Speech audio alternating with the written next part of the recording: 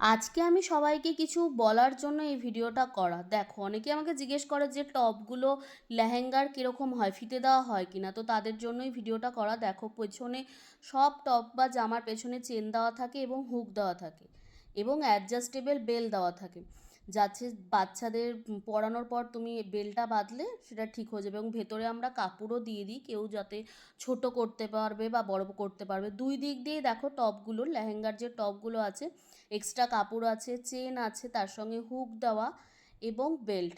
আর এটা হলো লেহেঙ্গাটা বা স্কার্টটা, লং স্কার্ট যেটা দেখো, এটা কিন্তু একটা 6 মাস থেকে 1.5 বছরের বাচ্চার জন্য বানানো।